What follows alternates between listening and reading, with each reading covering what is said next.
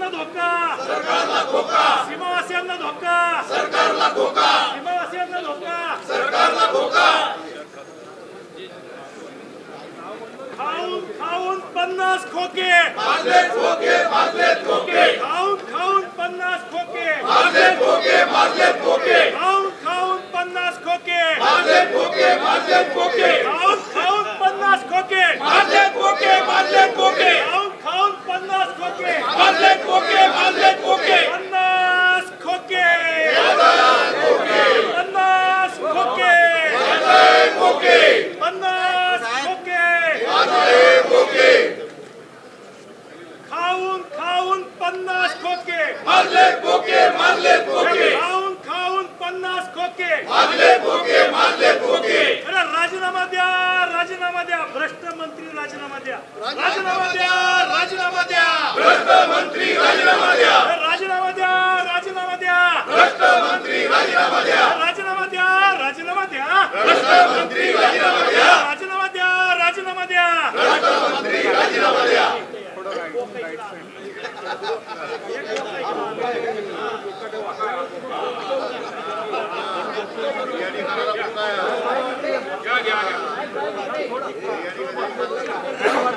बिर्याणी करारा पोकाया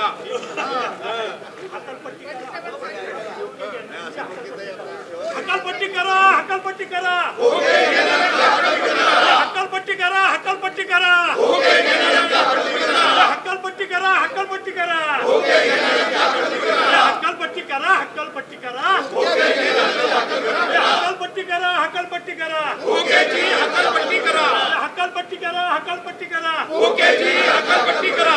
खाऊन खाऊन 50 खोके, मारले खोके, मारले खोके, 50 खाऊन खाऊन 50 खोके, मारले खोके, मारले खोके, खाऊन खाऊन 50 खोके, मारले खोके, मारले खोके, खाऊन खाऊन 50 खोके, मारले खोके, मारले खोके, खाऊन खाऊन 50 खोके, मारले खोके, मारले खोके, 50 खोके, मारले खोके, 50 खोके, मारले खोके, 50 खोके, मारले खोके, 50 खोके, मारले खोके, 50 खोके, मारले खोके, 50 खोके, मारले खोके, 50 खोके, मारले खोके, 50 खोके, मारले खोके, 50 खोके, मारले खोके, 50 खोके, मारले खोके, 50 खोके, मारले खोके, 50 खोके, मारले खोके, हकालपट्टी करा, हकालपट्टी करा,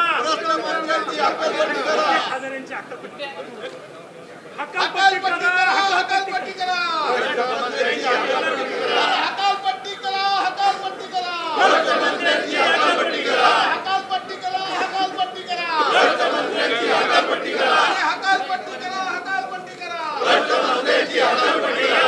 दोन बोके तिकडे 50 खोके,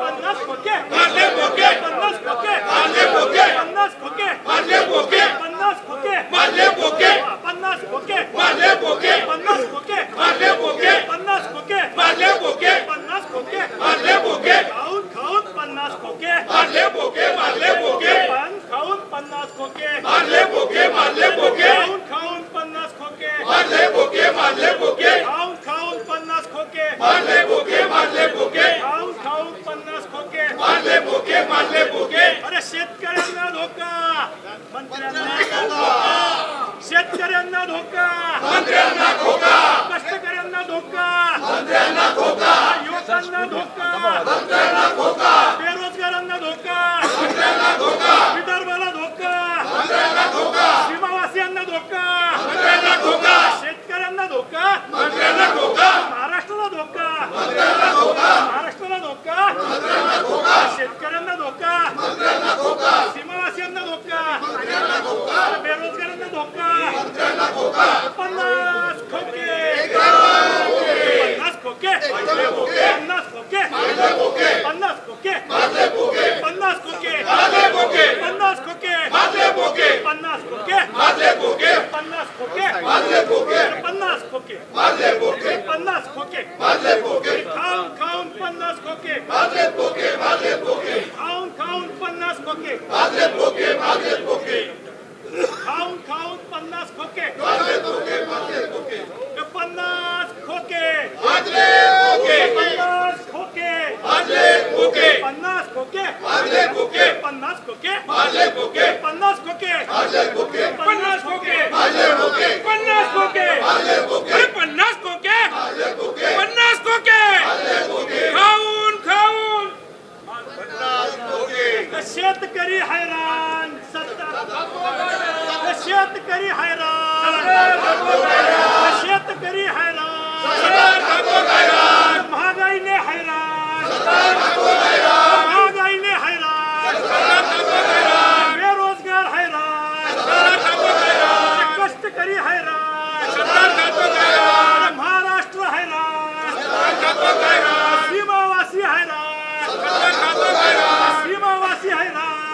विदर्भ है हैराण, शेतकरी हैराण, शेतकरी हैराण, शेतकरी हैराण, शेतकरी हैराण, विदर्भ आहे हैराण, विदर्भ आहे हैराण, विदर्भ आहे हैराण, सीमावासी हैराण, सीमावासी हैराण, हकालपट्टी करा, हकालपट्टी करा, खोकेवाल्यांची हकालपट्टी करा, हकालपट्टी करा, हकालपट्टी करा, खोकेवाल्यांची हकालपट्टी करा, हकालपट्टी करा, हकालपट्टी करा, खोकेवाल्यांची हकालपट्टी करा, हकालपट्टी करा, हकालपट्टी करा, खोकेवाल्यांची हकालपट्टी करा, हकालपट्टी करा, हकालपट्टी करा, खोकेवाल्यांची हकालपट्टी करा, हकालपट्टी करा, हकालपट्टी करा, खोकेवाल्यांची हकालपट्टी करा, हकालपट्टी करा, हकालपट्टी करा, खोकेवाल्यांची हकालपट्टी करा, हकालपट्टी करा, हकालपट्टी करा, खोकेवाल्यांची हकालपट्टी करा, हकालपट्टी करा, हकालपट्टी करा, खोकेवाल्यांची हकालपट्टी करा, हे हकालपट्टी करा, हकालपट्टी करा, खोकेवाल्यांची हकालपट्टी करा, हकालपट्टी करा, हकालपट्टी करा, खोकेवाल्यांची हकालपट्टी करा, हकालपट्टी करा, हकालपट्टी करा, खोकेवाल्यांची हकालपट्टी करा, हकालपट्टी करा, हकालपट्टी करा, खोकेवाल्यांची हकालपट्टी करा, हकालपट्टी करा, हकालपट्टी करा, खोकेवाल्यांची हकालपट्टी करा, हकालपट्टी लेने वालों को, खोके लेने वालों को, खोके लेने वालों को, जूते मारो सालों को, खोके लेने वालों को, जूते मारो सालों को, कंड खाने वालों को, जूते मारो सालों को, कंड खाने वालों को, जूते मारो सालों को, खोको लेने वालों को, जूते मारो सालों को, खोके लेने वालों को, जूते मारो सालों को, कंड खाने वाले को, जूते मारो सालों को, 50 लेने वालों को, जूते मारो सालों को, 82 लेने वालों को, जूते मारो सालों को, 150 लेने वालों को, जूते मारो सालों को, 50 लेने वालों को, जूते मारो सालों को, हल्ला बोल, हल्ला बोल,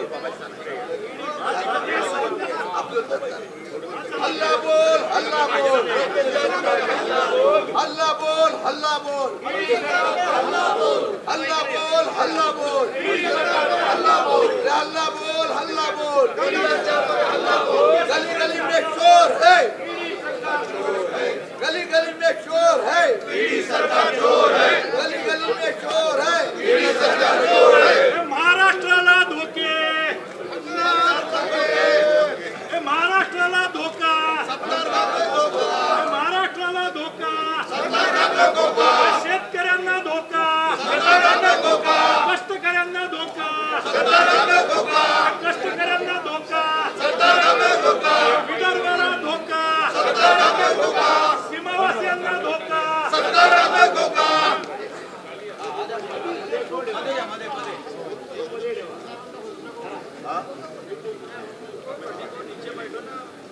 पन्नास खोके,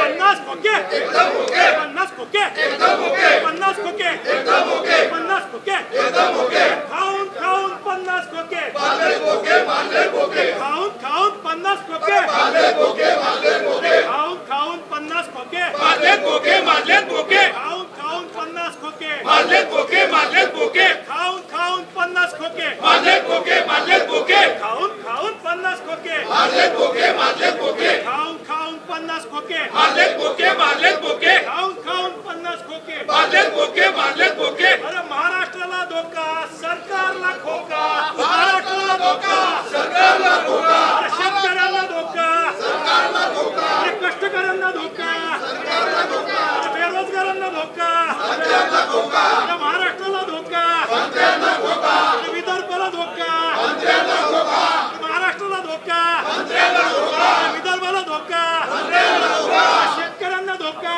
मंत्र्यांना धोका, अरे युवकांना धोका, मंत्र्यांना धोका, अरे महाराष्ट्राला धोका, मंत्र्यांना धोका, अरे कष्टकऱ्यांना धोका, मंत्र्यांना धोका, खाऊन खाऊन 50 खोके, मारले खोके, मारले खोके, खाऊन खाऊन 50 खोके, मारले खोके, मारले खोके, खाऊन खाऊन 50 खोके, मारले खोके, मारले खोके, खाऊन खाऊन 50 खोके, मारले खोके, मारले खोके, खाऊन खाऊन 50 खोके, मारले खोके, मारले खोके, 50 खोके, 50 खोके, मारले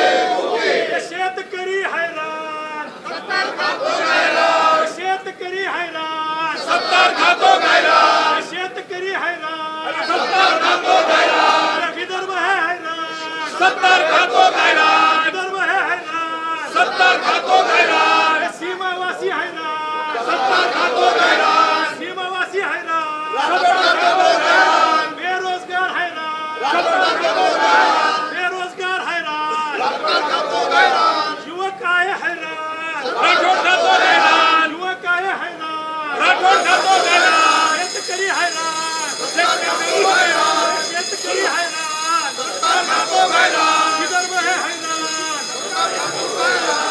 खाऊन खाऊन 50 खोके, मारले खोके, मारले खोके, खाऊन खाऊन 50 खोके, मारले खोके, मारले खोके, खाऊन खाऊन 50 खोके, मारले खोके, मारले खोके, खाऊन खाऊन 50 खोके, मारले खोके, मारले खोके, खाऊन खाऊन 50 खोके, मारले खोके, मारले खोके, खाऊन खाऊन 50 खोके, मारले खोके, मारले खोके, खाऊन खाऊन 50 खोके, मारले खोके, मारले खोके, खाऊन खाऊन 50 खोके, मारले खोके, मारले खोके, खाऊन खाऊन 50 खोके, मारले खोके, मारले खोके, खाऊन खाऊन 50 खोके, मारले खोके, मारले खोके, खोक्यांना खोकं, आता करायचं काय खाली खोकं, वरती पाय.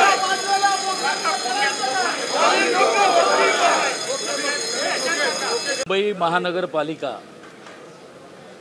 सर्व पक्षांच्या ऑफिसना कमिशनर चेहल आणि प्रशासनाने काल सगळी ऑफिसेस जी बंद केली त्या संदर्भात आपल्यासमोर ही माहिती येणं फार गरजेची आहे. जी माहिती मला उपलब्ध झाली त्याच्यामधनं हे खरं नगरसेवकांची मुदत 3 मार्चला संपल्यानंतर हे सर्व बंद केलेलं होतं. सर्व कार्यालय तशी बंद करण्याचे आदेश प्रशासनाने दिलेले होते. परंतु माजी मुख्यमंत्री आणि माजी महापौर यांनी ते पुन्हा तुम्ही उघडा आणि सर्वांना माजी नगरसेवकांना काम करण्यासाठी येण्यासाठी मुभा म्हणून राहावी, सुविधा तिकडे सुखसुविधा राहू द्या म्हणून ती ऑफिसेस पुन्हा चालू करण्यात आली. पण या माहितीचा कुठेही उलगडा झालेला नाही. घेतलेली माहिती आहे प्रशासनाकडनं. आणि काल ज्यावेळी आमचे काही पदाधिकारी पक्षाचे आयुक्तांना भेटायला गेलेले होते आणि आयुक्तांना भेटल्यानंतर आपण ज्या कार्यालयामध्ये वर्षानुवर्ष काम केलं असेल, मग तिकडे आमचे स्थायी समितीचे माजी अध्यक्ष जाधव यशवंत जाधव असतील, हे सर्व त्या कार्यालयामध्ये गेले आणि कार्यालयामध्ये गेल्यानंतर एक असा आवाज उठवण्यात आला आहे की हे लोक कुठेतरी आपल्या कार्यालयाचा ताबा घ्यायला आलेले आहेत, असं एक वातावरण निर्मिती करण्यात आली. असा कुठचाही आमच्या पक्षाचा हेतू त्याच्यामध्ये नाही. बाळासाहेबांची शिवसेना याच्यावर विश्वास ठेवत नाही. कार्यालयामध्ये जाऊन दादागिरी करून कार्यालय घेण्याची गरजही नाही. मी हे स्पष्ट करू इच्छितोय, मुंबई महानगरपालिकेच्या निवडणुका झाल्यानंतर मुंबईची जनता मानासन्मानाने आमच्या सर्व नगरसेवकांना निवडून आणून याच कार्यालयामध्ये घेऊन जाईल आणि ही जबाबदारी मुंबईच्या रहिवाशांची नागरिकांची आहे आणि ती त्यांनी घेतलेली आहे. कारण ही शिवसेना बाळासाहेबांची शिवसेना आहे. बाळासाहेबांचे विचार हे जनतेला माहिती आहेत. त्यासाठी कुठच्या तरी ऑफिसमध्ये दादागिरी करा आणि त्याच्यावर आपला क्लेम दाखवा, ही दाखवण्याची गरज नाही. हा हेतूही नव्हता. सुशांत सिंग राजपूत क्या मर्डर केस चा जो प्रमुख विटनेस आहे, ज्यांनी काही दिवसा अगोदर सुशांत सिंग राजपूतचा मर्डर झाला असा तो रूप शहा जो कूपर हॉस्पिटलचा कर्मचारी आहे आणि सुशांत सिंग राजपूतचा पोस्टमॉर्टम होत असताना तो स्वतः त्या रूममध्ये उपस्थित होता. त्याला आज सकाळीच महाराष्ट्र सरकारने मुंबई पोलिसांच्या वतीने संरक्षण दिलेलं आहे. त्यासाठी मी महाराष्ट्राचे आदरणीय मुख्यमंत्री एकनाथ शिंदे साहेब, महाराष्ट्राचे उपमुख्यमंत्री आणि गृहमंत्री सन्माननीय देवेंद्र फडणवीस साहेब यांचा मनापासून मी आभार मानेन। याचं कारण असं आहे की याही अगोदर महाराष्ट्रामध्ये मनसुख हिरेनचं प्रकरण घडलेलं होतं। दिशा सालियानचं मर्डर झालं म्हणून आणि त्या मर्डरच्या बद्दल सुशांत सिंग राजपूत माहिती देणार होता अशी माहिती आहे, त्यामुळे त्याचं मर्डर करण्यात आलं। म्हणजे मनसुख हिरेन, सुशांत सिंग राजपूत हे सगळे प्रकरणं बघितल्यानंतर हे जे रूप शाह आहेत ह्यांच्या पण जीवाला उद्या धोका असू शकला असता, कारण का हे साधं प्रकरण नाही। महाविकास आघाडीमधले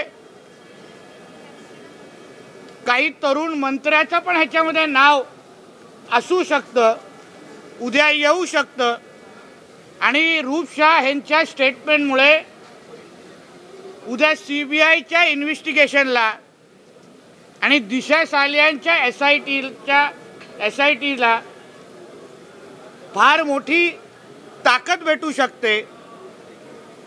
म्हणून रूप शाह यांना संरक्षण देणं हे अत्यंत महत्त्वाचं होतं आणि ते महत्त्वाचं पाऊल महाराष्ट्र सरकारने उचलल्याबद्दल मी त्यांचा मनापासून आभार मानतो।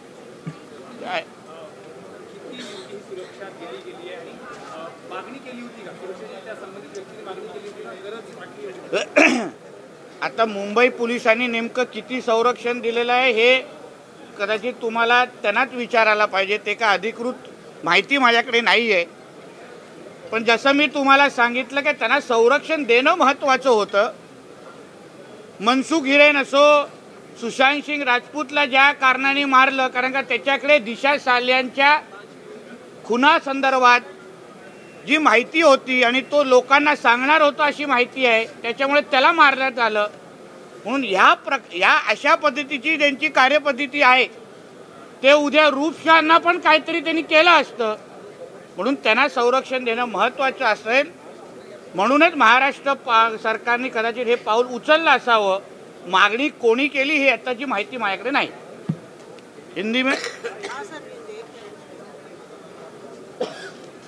सुशांत सिंह राजपूत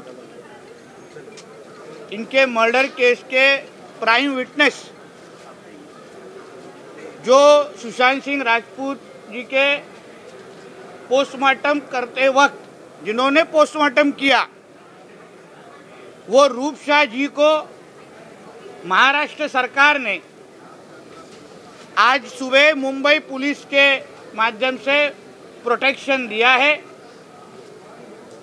इसके लिए मैं महाराष्ट्र सरकार, मुख्यमंत्री एकनाथ शिंदे जी हो, उप मुख्यमंत्री और होम मिनिस्टर हमारे देवेंद्र फडणवीस साहब हो, इनका मैं तहे दिल से इनका धन्यवाद देना चाहता हूँ, शुक्रिया करना चाहता हूँ। क्योंकि जिस तरीके से मनसुख हिरेन की मौत हुई, जिस कारण से सुशांत सिंह राजपूत को मारा गया, क्योंकि उसके पास दिशा सालियान के मौत का इन्फॉर्मेशन था, इसलिए उसी नज़र से देखते हुए रूप शाह जी को प्रोटेक्शन देना ये बहुत ज़रूरी था और वो ही महाराष्ट्र सरकार ने आज किया है। मुझे विश्वास है कि रूप शाह जी के स्टेटमेंट के वजह से जिन्होंने सुशांत सिंह और दिशा सालियान का मर्डर किया है वो सारे असली चेहरे बाहर आएंगे। क्योंकि जो मालूमात दी जाती है कि उस वक्त सुशांत सिंह राजपूत और दिशा सालियान के खून के वक्त महाविकास आघाड़ी के कई मंत्री, एक युवा मंत्री भी वहाँ उसमें थे, पॉलिटिकल बहुत बड़ा इंटरफेरेंस उसमें था, पॉलिटिकल बड़ी बड़ी ताकतें उसमें थी। इसलिए वो कल पॉलिटिकल ताकत रूप शाह जी के जान के खिलाफ भी आ सकते हैं या जान ले भी सकते थे। इसलिए ये प्रोटेक्शन देने के लिए मैं महाराष्ट्र सरकार का तहे दिल से धन्यवाद देता हूँ। उस युवा मंत्री का नाम क्या है सर? उनका नाम डिक्लेयर कीजिए। आप SIT और CBI के इन्वेस्टिगेशन के लिए रुकना चाहिए, ऐसे मैं आपको रिक्वेस्ट करता हूँ। थोड़ा रुक जाते हैं तो आहिस्ता आहिस्ता सभी नाम, अभी क्लाइमैक्स दूर नहीं है, जल्द ही हमको सब उनका नाम मालूम पड़ेगा। जो जो अभी तक भागते थे, जो जो अभी तक छुपते थे, जो जो अभी तक डराते थे, अभी उनका डरने का वक्त आ गया। धन्यवाद। आणि प्राध्यापकांची हजारो पदं रिक्त आहेत आणि सभागृहामध्ये शालेय शिक्षण मंत्री आणि उच्च तंत्र शिक्षण मंत्री दोघांनी मान्य केलं की ही पदं रिक्त आहेत।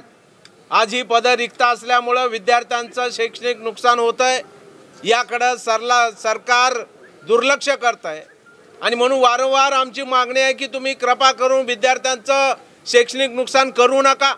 गेले 2-2.5 वर्ष कोरोना होता, त्यामुळे लॉकडाऊन राहिलं, शाळा महाविद्यालय बंद होती। आता 15 जूनपासून नियमित शाळा आणि महाविद्यालय सुरू झालेली आहेत। विद्यार्थी शाळेमध्ये येत आहेत, महाविद्यालयामध्ये येत आहेत, परंतु शिक्षक आणि प्राध्यापक नसल्यामुळं त्यांचे वर्ग होत नाहीत। परिणामी शिक्षणावरती परिणाम झालेला, अभ्यासक्रमावरती परिणाम झालेला आहे आणि म्हणून सरकारकडे आमची या निमित्तानं मागणी आहे की राज्यामध्ये ज्या काही प्राध्यापकांच्या, शिक्षकांच्या, मग त्या शाळेमध्ये असो, जिल्हा परिषदमध्ये असो, महाविद्यालयामध्ये असो, पॉलिटेक्निक, इंजिनिअरिंग, मेडिकल कॉलेजमध्ये असो, या सगळ्या शिक्षक आणि प्राध्यापकांच्या जागा 100% भरल्या पाहिजेत। ही मागणी आम्ही आज करण्यासाठी या ठिकाणी धरणे आंदोलन करतोय। आज राज्यातल्या त्रुटीपूर्ण केलेल्या शाळांना सुद्धा जो एक वाढीव टप्पा द्यायला पाहिजे अनुदानाचा, 20 वायला 40 आणि 40 वायला 60%, अशा प्रकारचा निर्णय राज्य शासनाने घ्यावा, यासाठी सुद्धा आंदोलन आमचं या ठिकाणी। आज या ठिकाणी आमदार महोदय निवडून आले तर 5 वर्ष जर त्यांनी एक टर्म पूर्ण केली तर त्यांना पेन्शन मिळाली जाते, परंतु आमचा 32, 33 वर्ष जो शिक्षक आणि कर्मचारी काम करतोय, घाम घालतोय, त्याला मात्र पेन्शनपासून वंचित ठेवण्याचं काम सरकार करतंय। त्यामुळे त्यांना सुद्धा जुनी पेन्शन योजना मिळाली पाहिजे, ही आमची मागणी आणि म्हणून साठी सुद्धा आम्ही आंदोलन या ठिकाणी करतोय। आज शिक्षकांची भरती, प्राध्यापकांची भरती, आज त्या ठिकाणी अनुदानाचा प्रश्न, आज राज्यातल्या कनिष्ठ आणि वरिष्ठ महाविद्यालयाचा कायम शब्द काढण्याचा प्रश्न, आज केंद्रीय आश्रमशाळांना अनुदान देण्याचा प्रश्न, हे शैक्षणिक प्रश्न प्रलंबित ठेवणं या महाराष्ट्राला, या पुरोगामी महाराष्ट्राला परवडणार नाही आहे आणि म्हणून या शिक्षक आणि कर्मचाऱ्यांचे, विद्यार्थ्यांच्या हिताच्या महत्त्वाचे असलेले हे प्रश्न राज्य शासनाने सोडवावेत, ही आमची मागणी आहे आणि यासाठी आमचं हे धरणे आंदोलन आहे। बोला। आज खऱ्या अर्थाने सर्व आम्ही आमदार या ठिकाणी विधान भवनासमोर आंदोलन करत आहोत। प्रश्न अत्यंत महत्त्वाचा आहे, प्रश्न आहे गरिबांच्या शिक्षणाचा। आत्ताच आमदार काळे साहेबांनी सांगितल्याप्रमाणे आज राज्यातल्या शिक्षणाची अवस्था अत्यंत वाईट झालेली आहे। आज सरकारने दिलेल्या नियमानुसार 1 लाख जवळजवळ शिक्षकांच्या जागा रिकाम्या आहेत, तर 1 लाख शिक्षकांच्या जागा रिकाम्या असतील, रिक्त असतील आणि त्याची आम्ही वारंवार मागणी करतोय। करोनाचं कारण सांगितलं जातं, करोना संपूर्ण आता त्या ठिकाणी जवळजवळ 2 वर्ष होत आलेले आहेत आणि मग शासन केवळ त्या ठिकाणी हलगर्जीपणा शासनाचा आहे, केवळ विकासाच्या बढाया मारायच्या। सामान्य माणसाचा विकास हा काय केवळ समृद्धी मार्गाने होणार नाही, त्याच्या मुलाला आणि मुलीला जर तुम्ही चांगलं शिक्षण देणार नसाल, तिथं पुरेसं शिक्षक तिथे नसणार आहेत, त्या शाळांना वेतनेतर अनुदान नसणार आहे, त्या शिक्षकांना पुरेसं वेतन नसणार आहे। आज राज्यामध्ये हजारो शिक्षक त्या ठिकाणी अंशतः अनुदानितवर काम करतात। आम्ही सांगितलं की तुम्ही त्यांना 100% अनुदान दिलं पाहिजे। शिक्षण देणं ही शासनाची जबाबदारी आहे। घटनेच्या नुसार शिक्षण हा आमचा मूलभूत अधिकार आहे, गरीब माणसाचा मूलभूत अधिकार आहे। मग गरिबांचं शिक्षण ज्या ठिकाणी चालू असतं त्या ठिकाणी तुम्ही पुरेसे शिक्षक देत नाही, त्या शिक्षकांना वेतन देत नाही, त्यांच्या पेन्शन योजनेचा प्रश्न सुद्धा अत्यंत महत्त्वाचा आहे।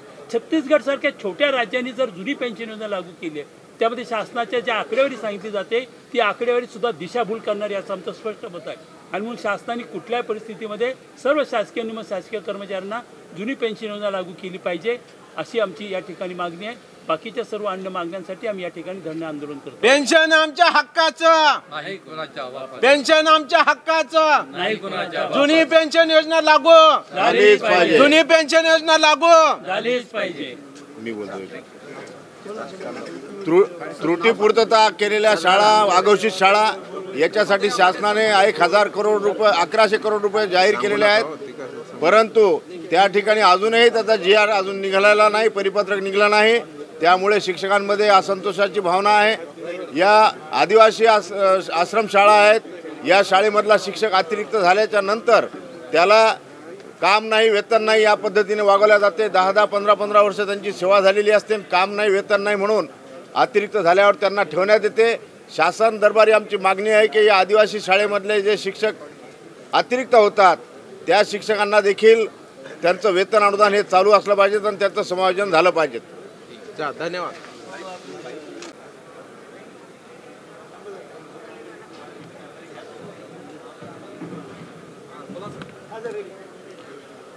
काल आपल्याशी बोलल्याप्रमाणे 293 अन्वय प्रस्तावावर बोलताना महाराष्ट्र राज्यातल्या 18 जिल्ह्यातील आदिवासी बहुल लोकसंख्येला त्या ठिकाणी खावटीचं अनुदान द्यावं अशी मागणी सभागृहामध्ये मी त्या ठिकाणी केली. गेल्या सरकारच्या काळामध्ये रक्कम ₹4,000 प्रत्येक लाभार्थ्याला आमच्या सरकारने दिली होती. आता त्याला पुढे जाऊन प्रत्येकी ₹10,000 प्रति कुटुंब खावटीचं अनुदान त्या ठिकाणी आदिवासी लाभार्थ्यांना द्यावं अशी आग्रही मागणी मी काल सभागृहामध्ये केली. माझ्या विक्रमगड मतदारसंघामध्ये पालघर जिल्ह्यातील मागील मुख्यमंत्र्यांनी त्या ठिकाणी माननीय उपमुख्यमंत्री अजितदादा पवार साहेब यांनी 92 कोटी रुपयाचं जिल्हा रुग्णालय जव्हार येथे मंजूर केलेलं आहे. त्याचा निविदा स्तरावर आहे. परंतु त्याचबरोबर नवीन सरकारने प्रत्येक जिल्ह्यामध्ये वैद्यकीय महाविद्यालय मेडिकल कॉलेज देण्याचं घोषित केलेलं आहे. आणि याकरिता माझ्या पालघर जिल्ह्यातील आमच्या जव्हार संस्थानचे महाराज सन्माननीय महेंद्रसिंग मुकणे महाराजांनी या काळामध्ये सुद्धा स्वतःच्या रयतेकरता त्या ठिकाणी आपली स्वतःची 10 कोटी रुपये रकमेची जागा मोफत त्या ठिकाणी देण्याचं काम आमच्या महाराजांनी केलेलं आहे. ते वैद्यकीय महाविद्यालयासाठी 27 एकर जागा त्यांनी दान दिली. त्यातल्या 7 एकर जागेवर त्या ठिकाणी जिल्हा रुग्णालय होणार आहे आणि उरलेली 20 एकर जागा ही पालघर जिल्ह्यातलं त्या ठिकाणी आदिवासी बहुल भागामध्ये जव्हारचं वातावरण थंड आहे आणि त्यामुळे जव्हार या ठिकाणी ते वैद्यकीय महाविद्यालय करावं अशी विनंती सरकारला माननीय महाराज महेंद्रसिंग मुकणे साहेबांनी त्या ठिकाणी केलेली आहे. मी सरकारला कालही सभागृहामध्ये विनंती केली आणि आपल्या माध्यमातूनही मी सरकारला आवाहन करतो की त्यांनी ते करावं आणि जव्हार, मोखाडा, विक्रमगड, वाडा भागातील जनतेला त्या ठिकाणी न्याय द्यावा. त्याचबरोबर पेट्रोल डिझेलचे भाव, गॅसचे भाव हे कमी केल्याचं सरकारने सांगितलेलं आहे प्रस्तावामध्ये. इतर राज्यांप्रमाणे आमच्या बाजूला लागूनच दीव, दादरा नगर हवेली आहे, गुजरात आहे आणि तिथल्या आणि आपल्या दरामध्ये 4 ते 5 रुपयाचा फरक आहे. तर केंद्र आणि राज्य सरकारच्या दोन्ही ठिकाणी त्या ठिकाणी भारतीय जनता पार्टी सरकार आहे आणि त्यांनी भाववाढ कमी करावी अशी आग्रही मागणी या निमित्ताने मी काल सभागृहामध्ये केली.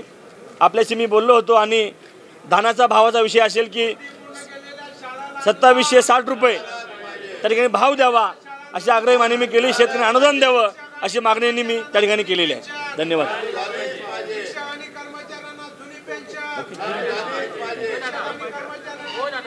महाराष्ट्राला खोके काही नवीन राहिलेले नाही.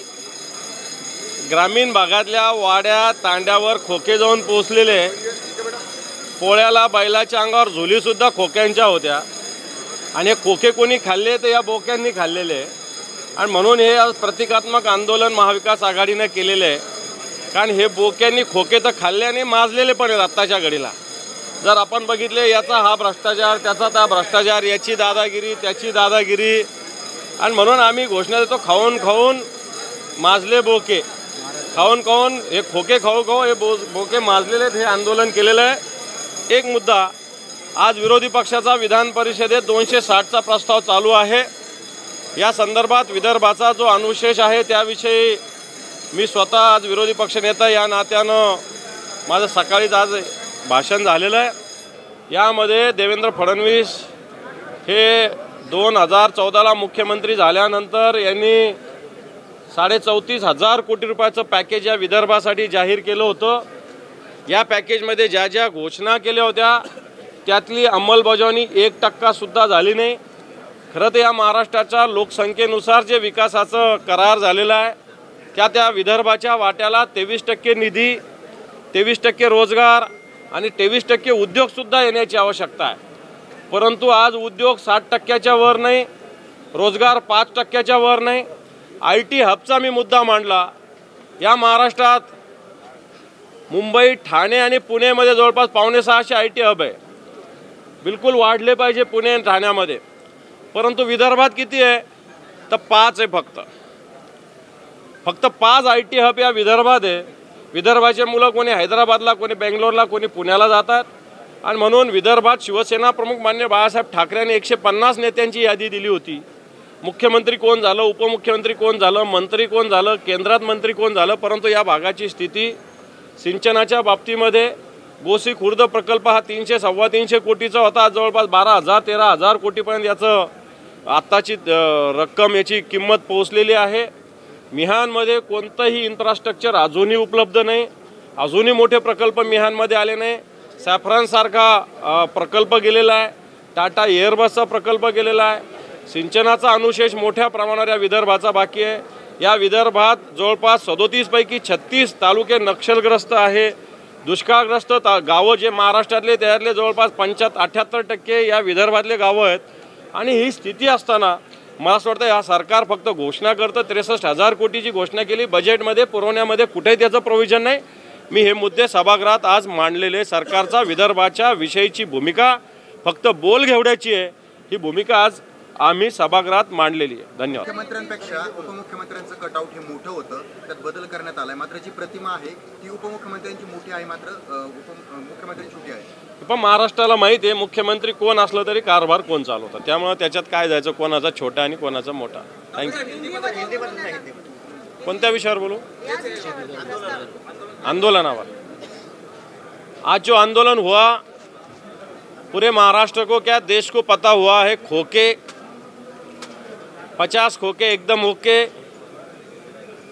और मराठी में बोके, ये हिंदी भाषिकों को मालूम होगा कि 50 खोके और ये बोके जो है जिन्होंने गद्दारी की है शिवसेना में से, इनको सत्ता की इनमें एक उर्मी निर्माण हुई है, मस्ती निर्माण हुई है. ये मस्ती भी बंद करने की ज़रूरत है. कोई मंत्री भ्रष्टाचार कर रहा है, कोई आमदार रिवॉल्वर निकाल रहा है, कोई आमदार धमकी दे रहा है, कोई विधायक धमकी दे रहा है, कोई मंत्री भ्रष्टाचार कर रहा है, भूखंड खा रहा है. और ये मस्ती सत्ता की इनके दिल में पैदा हुई है. ये पैदा हुई है खोखो के वजह से. इसलिए हमने आज प्रतीकात्मक खोखो का आंदोलन यहाँ किया है. विदर्भ के विषय पे हमने आज सभागृह में जो बात रखी, विदर्भ का अनुशेष बड़े मात्रा में आज भी है. विदर्भ के मुख्यमंत्री देवेंद्र जी फडणवीस, इन्होंने नवंबर 2014 में विदर्भ के लिए 41,500 करोड़ का पैकेज डिक्लेयर किया था. इस पैकेज में जो बातें कही थी आज भी फुलफिल कंप्लीट हुई नहीं है. सिर्फ विदर्भ के नाम का राजनीति की जाती है. विदर्भ में सिंचन हो, उद्योग हो, एजुकेशन हो, हेल्थ हो, पूरा अनुशेष बाकी है. अनएम्प्लॉयमेंट, विदर्भ का जो एम्प्लॉयमेंट की स्थिति महाराष्ट्र की देखी जाए तो सिर्फ 5%, 6% रोजगार महाराष्ट्र में विदर्भ के बच्चों को मिला है. ये भी बढ़ने की ज़रूरत है. सरकार सिर्फ घोषणा करती है, काम नहीं करती. ये भूमिका हमने रखी है. Thank you. हिवाळी अधिवेशनाच्या दुसऱ्या आठवड्यातला शेवटच्या अंतिम दिवसातला एक दिवस आहे. उद्यापर्यंत हे अधिवेशन चालेल आणि कदाचित उद्या सायंकाळी अधिवेशनाचं सूप वाजणार. मात्र नागपूर करारानुसार विदर्भामध्ये होऊ घातलेल्या या अधिवेशनातून शेतकऱ्यांना काय मिळालं, विदर्भाच्या कुठल्या प्रश्नांवर चर्चा झाली, महाराष्ट्र हा सर्वात मोठा कापूस उत्पादक भाग आहे, राज्य आहे. त्यामध्ये विदर्भ हे सर्वात जास्त कापूस पिकवणारं राज्य आहे. तर कापूस उत्पादक शेतकऱ्यांच्या बाबतीत वरिष्ठ सभागृहामध्ये किंवा खालच्या सभागृहामध्ये गेल्या 10 दिवसात एक चकार शब्दही निघालेला नाही. याबद्दल मी खेद व्यक्त करतो. आणि 260च्या प्रस्तावावर ज्यावेळेस विदर्भाच्या शेतकऱ्यांच्या बाबतीत चर्चा व्हावी अशी विनंती आम्ही सभागृहाला केली, त्यावेळेस आजसुद्धा वेळ काढूपणा सरकारचा दिसते आहे. म्हणजे विशेषतः सोयाबीन उत्पादक शेतकरी, कापूस उत्पादक शेतकरी, धान उत्पादक शेतकरी, फळबाग उत्पादक शेतकरी या शेतकऱ्यांच्या प्रश्नावर चर्चा होऊ नये याकरता सत्ताधारी प्रयत्नशील आहेत. मात्र या माध्यमातून आमची विनंती आहे, विदर्भाचा बॅकलॉग फार मोठ्या प्रमाणात आहे. विदर्भाने आत्तापर्यंत अनेक मुख्यमंत्र्यांचा काळ पाहिला. त्यामध्ये कैलासवासी वसंतराव नाईक साहेब असतील, सुधाकरराव नाईक साहेब असतील, आणखी जे काही विदर्भातून ज्यांनी नेतृत्व केलं किंवा अलीकडच्या काळात देवेंद्रजी असतील. आम्हाला त्यांच्याकडून अपेक्षा आहे की हरित क्रांतीचे जनक म्हणून वसंतराव नाईक साहेबांनी विविध योजना राबवल्या होत्या. हा भाग सुजलाम सुफलाम व्हावा ही नाईक साहेबांची अपेक्षा होती. मात्र विदर्भात अधिवेशन होतं आणि अधिवेशनापुरते आमदार इथे येतात आणि नंतर आपापल्या घरी निघून जातात.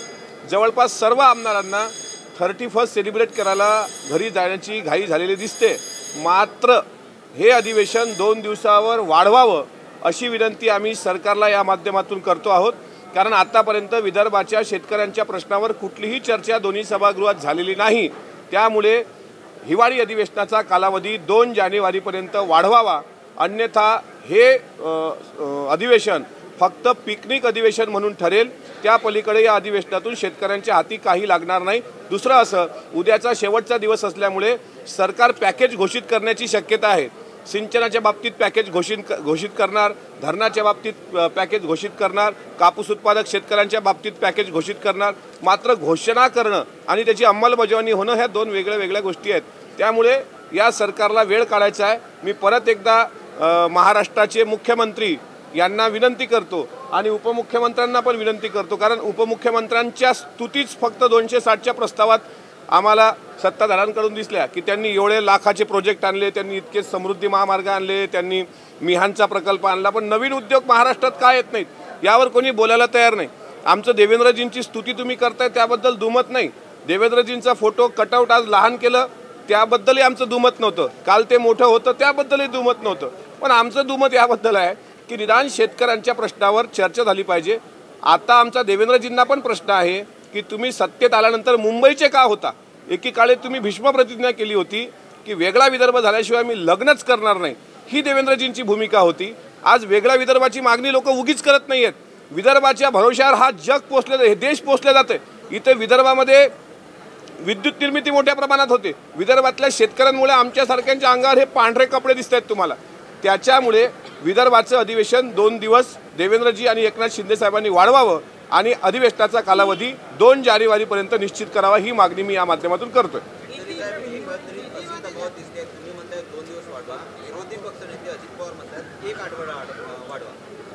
विदर्भाच्या प्रश्नावर चर्चा व्हायला निदान 2 दिवस चर्चेसाठी वाढवावे. आणि सन्माननीय अजितदादा विरोधी पक्षनेते यांनी जर मागणी केली असेल 1 आठवड्याची, तर मी म्हणतो मग एकनाथ खडसे साहेबांचं मी भाषण ऐकलं, 3-3 आठवडे 1-1 महिना हे अधिवेशन चालायचं. पण आम्ही नवीन आमदार झालो ते तर पाहतोय 4 दिवसाचं अधिवेशन, 8 दिवसाचं अधिवेशन, 15 दिवसाचं अधिवेशन. आता 3 आठवडे नाही, मी म्हणतो आणखी 1 महिना जरी अधिवेशन झालं तर चालेल. 31 इथेच आमदारांनी सेलिब्रेट करावं आणि इथेच शक्य झालं तर आपल्या परिवाराला बोलवून घ्यावं. कारण विदर्भात काही पर्यटनाला वाव नाही असं नाही आहे ना. ताडोबा इथे जवळ आहे, चिखलदरा इथे जवळ आहे, इथे करा ना सेलिब्रेशन. पुण्या मुंबईच्या आमदारांनी तर इथं ठाण मांडून बसलं पाहिजे. तफावत नाही आहे. विदर्भाच्या प्रश्नावर 2 दिवस दोन्ही सभागृहामध्ये चर्चा व्हावी म्हणून 2 दिवसाचा चर्चेचा कालावधी वाढवा आणि अधिवेशनाचा कालावधी हा 7 दिवसाचा वाढवा. या मागणीशी मी पण सहमत आहे. यावेळेस पहिल्यांदा असं होतं की विदर्भात अधिवेशन होतं आणि कापसावर कुठल्याही सभागृहामध्ये चर्चा झाली नाही आणि जे प्रलंबित विषय होते, वरुड मोर्शीमध्ये आपण संत्र्याचं प्रक्रियेकरण उद्योग होता, साहित्य इस्टेट निर्माण करण्याच्या अंमलबजावणीचं होतं, तो सुद्धा झाला नाही. काय प्रतिक्रिया व्यक्त करा? हे बघा, याचे मला पण खंत वाटते. मी कापूस उत्पादक शेतकऱ्यांपैकी एक शेतकरी आहे. आज कापसाला भाव काय साहेब? 7,000 रुपये क्विंटल कपाशीला भाव आहे. मागच्या सरकारच्या काळात 14,000 रुपये 15,000 रुपये क्विंटल कपाशीला भाव देण्याचा प्रामाणिक प्रयत्न उद्धव ठाकरे साहेब आणि अजितदादांनी केला होता। त्यानंतर नियमित कर्ज भरणाऱ्या शेतकऱ्यांना 50,000 रुपये उत्तेजनपर देण्याचा निर्णय आपल्या मागच्या सरकारने घेतला होता। सरकार कुठले असं आमची मागणी अशी आहे की 7,000 रुपये क्विंटलच्या दरामध्ये शेतकऱ्याला काय परवडणार? हेक्टरी 30,000 रुपये शेतकऱ्याला कपाशीला मागं खर्च आहे, सोयाबीन उत्पादक शेतकऱ्याला 30,000 रुपये खर्च आहे। आमची मागणी एवढीच आहे की तुम्ही समृद्धी महामार्ग केले ना, त्याबद्दल आमचा विकासाला विरोध नाहीच आहे, पण निदान शेतकऱ्यांच्या बाबतीत या सूतगिरण्या बंद आहेत, त्या सूतगिरण्या तर सुरू करा। विणकर इथे मोठ्या प्रमाणात होते, ते आज बंद झालेले आहेत। फळबाग उद्योग मोठ्या प्रमाणात होता, तो बंद झालेला आहे। त्यामुळं या दोन्ही सभागृहामध्ये मागच्या 8 दिवसात 10 दिवसामध्ये एकही शब्द कापूस उत्पादक शेतकऱ्यांबाबत न निघणं ही फार मोठी खंत आहे। देवेंद्रजी या विदर्भाचे आहेत, त्यांची स्तुती त्यांच्या पक्षातले सर्वच आमदार करत असतात। त्यांनाही आमचं म्हणणं आहे की देवेंद्रजी तुम्ही विदर्भाचे पुत्र आहात, वेगळा विदर्भ होणार की नाही होणार याबद्दल मी सांगू शकत नाही, पण वेगळा विदर्भ करण्यामागची किंवा मागण्यामागची विदर्भवासियांची जी भूमिका आहे त्याचं कारणच असं आहे की इथे बघा कॉटन बेल्ट असताना सुद्धा इथे टेक्स्टाईल हब उभे करता आले नाहीत आपल्याला। भाऊसाहेब फुंडकरांचं ते स्वप्न होतं, पण टेक्स्टाईल हब उभं करता आले नाहीत। आणि पश्चिम महाराष्ट्रामध्ये कापूस उत्पादक शेतकरी नसताना सुद्धा तिथे टेक्स्टाईल उभे झाले, तिथे खादी निर्माण होते आहे, तिथे म्हणजे याला वाव मिळाला। इथलं अर्थकारण मोडलंय ना, विदर्भाचं अर्थकारण कोलॅप्स झालंय। आमच्याकडे तीर्थक्षेत्र नाही आहेत का? संत गजानन महाराजांचं शेगाव आहे, जिजाऊ साहेबांचं जन्मस्थळ आहे सिंदखेड राजा, त्याच्यानंतर नृसिंह स्वामींचं मंदिर आहे कारंजाला, ही तीर्थक्षेत्र आहे। मागच्या काळात संत गाडगेबाबांचं जन्मस्थळ शेंडगाव जे अमरावती जिल्ह्यामध्ये येतं, तिथे सुद्धा विकास आराखडा देवेंद्रजींनी घोषित केला होता। काय झालं त्या विकास आराखड्याचं पुढे शेंडगावमध्ये बघा काय परिस्थिती आहे। मागच्या काळामध्ये पंजाबराव देशमुख कृषी विद्यापीठामध्ये येऊन तत्कालीन अर्थमंत्री सुधीरभाऊ मुनगंटीवार यांनी 180 कोटी रुपयाच्या पॅकेजची घोषणा केली होती। आज कृषी विद्यापीठाचा 10,000 एकरचा परिसर आहे, ते 180 कोटी दिले असते तर कापूस उत्पादक म्हणजे कापसावर वेगवेगळ्या प्रक्रिया झाल्या असत्या विद्यापीठाच्या माध्यमातून। तुम्ही राहुरीला पैसा देता, तुम्ही कोकण विद्यापीठाला देता, तुम्ही परभणी विद्यापीठाला देता, पण पंजाबराव देशमुख कृषी विद्यापीठ सुद्धा महत्त्वाचं विद्यापीठ आहे। त्यामुळे इथल्या शेतकऱ्यांचा सर्वात महत्त्वाचा प्रश्न आहे। दोन्ही दिवस कापसावर चर्चा झाली नाही, त्यामुळे विदर्भाच्या शेतकऱ्यांच्या बाबतीत चर्चा व्हायला 2 दिवसाची चर्चा वाढवावी आणि अधिवेशनाचा कालावधी 7 ते 8 दिवसाचा वाढवावा। मतलब मराठी भी हो गया, मैं इसीलिए बोलने के लिए आया था, स्पेशल लेंगे। मी देवेंद्रजींनीच मोठा वाजागाजा करून तिथे संत्र्यापासून म्हणजे संत्रा उत्पादक शेतकऱ्यांसाठी एक फॅक्टरी आणली होती, वाजागाजा झाला, उद्घाटन झालं, आता काय आहे तिथे? आता हेच म्हणतात की ते नांदेडला गेलाय तो प्रोजेक्ट। प्रश्न असा आहे की 6 वर्ष लागतात साहेब, फळबाग उभी करायला 6 वर्ष लागतात। आज कोळशीचा प्रादुर्भाव झाला, काळ्या माशीनी संत्रा पोखरला, संत्री काळी पडली, आपला संत्रा बांगलादेशपर्यंत जात होता, बांगलादेशाने आयात बंद केली, त्याच्यामुळे हा संत्रा कोणी घ्यायला तयार नाही आणि फळबाग उद्ध्वस्त नाही करणार शेतकरी तर काय करणार? शेतकऱ्याच्या आत्महत्येची कारणं शोधा ना। शेतकरी आत्महत्या करतोय, सर्वच नेते येतात भाषणं देतात आत्महत्या थांबली पाहिजे, पण आत्महत्येची मीमांसा करा ना। मी आता दुपारी तुम्हाला भेटायला येणार, त्यावेळेस मी रामदेव बाबांनी कापसावर प्रक्रिया करून किती रुपये कमावले हे तुम्हाला सप्रमाण इथे दाखवणार आहे आणि त्यानंतर मी पुढचं बोलणार आहे की इथे संत्रा उत्पादक शेतकऱ्याचे असे हाल, कापूस उत्पादक शेतकऱ्याचे असे हाल, पण बुवा महाराज बाबांना केंद्र सरकार फंडिंग करून जर त्या प्रक्रियेवर मार्केटिंग करून लखपती करत असेल आणि हा शेतकरी जर इथे जीवाने जात असेल तर मग हे हिंदुत्ववादी सरकार, या सरकारला आमचा प्रश्न आहे की शेतकरी वर्गामध्ये 80% शेतकरी हे हिंदू बहुल आहेत, त्यामध्ये फार कमी इतर समाजाचे असतात। मुस्लिम समाजाच्या शेतकऱ्यांची संख्या नगण्य आहे, पण हिंदुत्वाचा शेतकरी हिंदूच आत्महत्या करतायत ना। मग हे आत्महत्या रोखण्याकरता कायमस्वरूपी उपाययोजना करा, या संत्र्याला योग्य भाव द्या, संत्र्यावर प्रक्रिया व्हावी असे उद्योग आणा विदर्भामध्ये। सर्व उद्योग तुम्ही तिकडे गुजरातला पळून नेताय, पण निदान इथल्या कॉटनला स्कोप मिळावा याकरता तरी साधारणपणे कापूस उत्पादक शेतकऱ्यांसाठी काहीतरी बोललं पाहिजे ना, केलं पाहिजे। आमची मागणी तर ही आहे की जिल्हा परिषदेच्या 3 पत्रे, ताळपत्रीच्या किंवा सौर कंदिलाच्या योजना सरकारने बंद केल्या तरी चालतील, मात्र शेतीला कुंपण तरी द्या। मागेल त्याला शेततळे असा प्रकार होता ना आपल्याकडे, मागेल त्याला शेतीचं कुंपण आणि त्याला 60% सबसिडी कृषी मंत्र्यांनी जाहीर करावी या अधिवेशनामध्ये। 60 ते 80% सबसिडीवर जर 2 एकराला कुंपण टाकायला 1 लाख रुपये खर्च येत असेल तर ते कुंपणावर 80,000 रुपये सबसिडी मिळावी, 20,000 रुपये शेतकरी खर्च करेल, 80,000 सरकार खर्च करेल आणि निदान शेतकऱ्याची परंपरागत पिकं, जोड व्यवसाय जो शेतीला म्हणतोय आम्ही, इथे दूध संघ विदर्भात नाही, 11 जिल्ह्यामध्ये एकही दूध संघ नाही। 11 जिल्ह्यामध्ये एकही सूतगिरणी सध्या सुरू नाही. मोजक्या 1-2 सूतगिरणीचं उदाहरण देता येईल. नितीनजी गडकरींचा साखर कारखाना, पूर्ती साखर कारखाना सोडला तर एकही साखर कारखाना इथे नाही. म्हणजे इथले उद्योग कला गेली, इथला रोजगार गेला, म्हणून विदर्भाच्या अर्थव्यवस्थेचा कणा मोडला. आणि जे महात्मा फुलेंनी म्हटलं होतं, विद्येविना मती गेली, मतीविना गती गेली, गतीविना नीती गेली, नीतीविना वित्त गेले आणि वित्ताविना शूद्र खचले. हे सगळे अनर्थ एका अविद्येने केले. आणि त्या अविद्येचं कारण यामध्ये आहे की आमचं अर्थकारण कोलॅप्स झालं. म्हणून मायबाप सरकारला विनंती आहे, अधिवेशन 2 दिवसाचा फक्त चर्चेसाठी वाढवा, 8 दिवसाचा आठवडा पूर्ण होऊ द्या आणि नंतरच या अधिवेशनाचं सूप वाजवा. नाहीतर उद्या थातून मातून अधिवेशन जर गुंडाळाल तर महाराष्ट्राच्या, विदर्भाच्या जनतेला शेवटी यातून काही मिळालं नाही, हे अधिवेशन वांझोटं ठरलं, अशी त्यामागची चर्चा होणार आहे. आज अंतिम आठवडा प्रस्ताव त्यांनी घेतला. आम्ही त्यांना आग्रह करत होतो सगळ्या विरोधी पक्षाच्या वतीनं की तुम्ही 3 आठवडे अधिवेशन घ्या. त्यांना असं वाटलं होतं की 25 डिसेंबर ख्रिसमस झाल्यानंतर पुढच्या आठवड्यात, म्हणजे हा चालू आठवड्यामध्ये जास्त कोणी लोकप्रतिनिधी येणार नाही. परंतु पत्रकार मित्रांनी, तुम्ही पण सगळ्यांनी बघितलं की उपस्थिती व्यवस्थित त्या ठिकाणी होती. काल फक्त अपवाद होता कारण खारगेसाहेब स्वतः मुंबईला आले होते आणि त्याच्यामुळं काँग्रेसचे काल थोडेसे कमी लोक उपस्थित होते. पण त्यांनी मांडताना म्हणाले की बाबा आपण घेऊ 3रा आठवडा, परंतु नंतर त्यांनी आजच अंतिम आठवडा घ्यायचं ठरवलं. शेवटी बहुमताच्या जोरावर त्यांनी ते केलेलं आहे, परंतु आम्हाला ते मान्य नाही. कारण विदर्भातले 1 आठवडा अजून प्रश्न, विदर्भ, मराठवाडा आणि उर्वरित भाग ह्याची जर चर्चा झाली असती तर त्याला न्याय देता आला असता, असं आमचं स्पष्ट म्हणणं आहे. नंबर 1. नंबर 2, काल तुम्ही जे म्हणत होता, काल मीडियामध्ये पण तुम्ही सारखे दाखवत होता आणि प्रिंट मीडियामध्ये पण बातम्या आलेल्या होत्या. कालची बैठक ही कामकाज सल्लागार समितीची माझ्या माहितीप्रमाणे त्यांचं चाललेलं होतं 11 वाजता काहीतरी घ्यायचं. आणि त्या बैठकीमध्ये कुठल्या तरी कारणाकरता गव्हर्मेंटचं विमान नागपूरला येणार होतं का आलेलं होतं. नंतर त्यांचा काहीतरी मिस्टेक, काहीतरी प्रॉब्लेम झालेला होता म्हणून त्यांना परत ते मुंबईला न्यायचं होतं आणि त्याच्यामुळं त्या विमानातनं आम्ही लोक गेलो.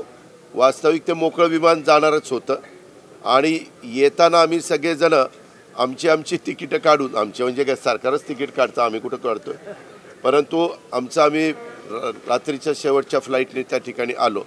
त्याच्यामुळं गैरसमज त्याच्यामध्ये नसावा.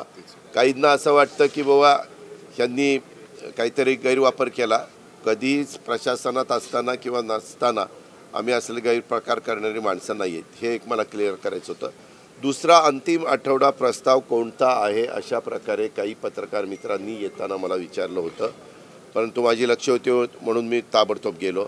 अंतिम आठवडा प्रस्तावामध्ये आपल्याला सगळ्यांना माहिती आहे की आम्ही मधल्या काळामध्ये महाविकास आघाडीने एक मोर्चा मुंबईमध्ये काढलेला होता की महापुरुषांच्याबद्दल, स्त्रियांच्याबद्दल सातत्याने हे सरकार आल्यापासून वरिष्ठ, त्यांच्याशी संबंधित असणारे मान्यवर किंवा इव्हन राज्यपाल महोदय असतील, काही मंत्री असतील, काही त्यांचे सत्ताधारी पक्षाचे आमदार असतील किंवा त्यांचे प्रवक्ते असतील, हे सततच वेगवेगळ्या प्रकारची वक्तव्य करतायत, बेताल वक्तव्य करतायत, त्याच्यामध्ये अपशब्द वापरतायत, त्याच्यावर जनतेचा स्वाभिमान दुखावला जातोय.